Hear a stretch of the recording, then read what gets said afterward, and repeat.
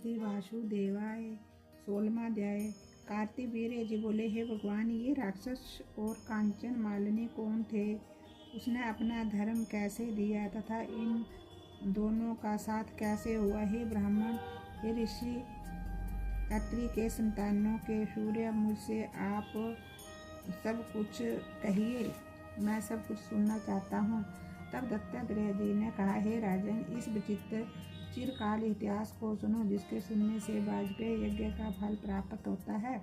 कांचन मालिनी नामक एक बड़ी राक्षस रूप वाली अप्सरा थी। वे माघ मास में प्रयाग स्नान करके वह शिवजी के मंदिर में जा रही थी। गिरिराज हिमालय पर्वत पे कुंज में घोर रूप में खड़े हुए उस वृद्ध असुर ने गगन मार्ग से आती हुई उस सोने के समान तेजवाल सुंदर कांटे वाली चंद्रमुखी अप्सरा को देखकर कहा, हे सुकेशी, हे तीन प्योदरे, तुम कौन हो और कहाँ से आई हो और तुम्हारे वस्त्र क्यों गीले हो?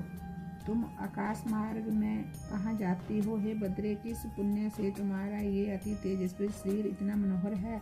हे सुलोचने, मेरे मस्तक पर तुम्हारे वस्त्र के गिरे हुए एक बूंद जल से मेरा क्रूर मन क्षण भर में शांत हो गया। इस जल की क्या महिमा है? क्या तुम शीलवती हो? मुझे बताओ। तब वह अप्सरा ने कहा कि हे राक्षस, सुनो, मैं काम रूपिणी अप्सरा हूँ। मेरा नाम कांचन मालिनी है। मैं प्रयाग से आ रही हूँ। गंगा जमुना में प्रयाग स्नान करके आ रही हूँ।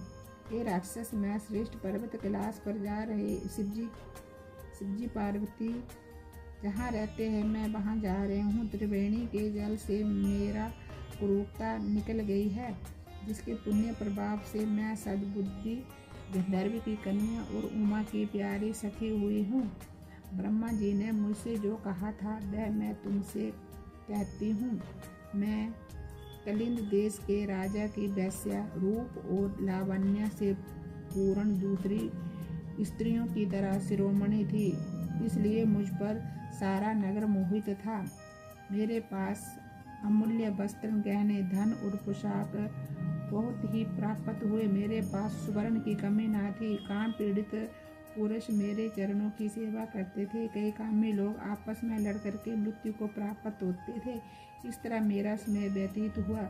वृद्ध अवस्था आने पर मैंने विचार किया कि मैंने तो आज दिन तक कोई भी तप दान नहीं किया है, ना ही तो मैंने किसी देवी देवता की पूजा की है, ना ही विष्णु भगवान की आराधना की है, ना ही ब्राह्मणों को तृप्त किया है, ना ही किसी प्राणी का हित किया है।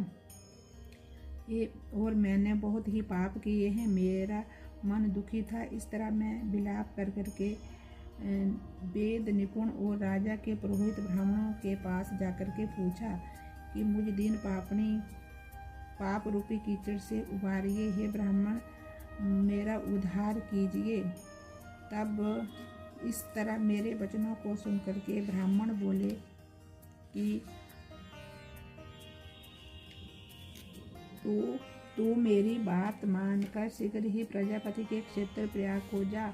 वहाँ पर जाकर स्नान कर, उनसे तेरे सारे पाप नष्ट हो जाएंगे। परंतु तीर्थ स्थान में जाकर के कभी भी अशुभ कर्म मत करना। प्रयाग में स्नान करने से पवित्र होकर तू अवश्य ही स्वर्ग को जाएगी। हे बामने, दूसरे देश में किए हुए पाप उसे क्षण खत्म हो जाते हैं, परंतु माघ स्नान में कोई भी पाप मत करना। हे वीरू, सुन।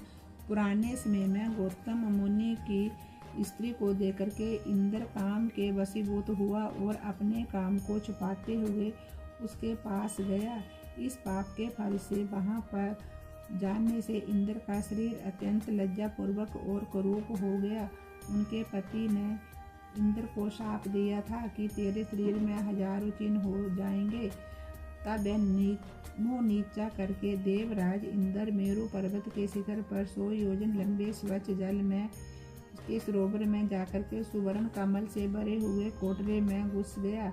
वहां बैठ करके अपने को तथा कामदेव को दिखाने लगा। काम के पाप से निंदित होकर के सब मनुष्य नरक में जाते हैं। आयुष, कीर्ति, धर्म, यश और धैर्य को नष्ट करने वाले सदैव दुराचारी कामदेव को धिक्कार है। ये व्यक्ति का उचित स्थान है। देह में स्थिति दुख से दमन करने योग्य, शत्रु असंतुष्ट तथा सदैव अकल्याण करने वाला, पद्म में विलीन हुए स्थान में इंद्र इस तरह कह ही रहे थे कि हे वीरू, इंद्र के बिना देवलोक शोभा नहीं देता। सब देवता, गंधर्व, किन्नर, लोकपाल इंद्राणी के साथ जाकर के बृहस्पति से पूछने लगे, हे भगवान, हम नहीं जानते कि इंद्र कहाँ चले गए हैं, उनको कहाँ देखें, देवलोग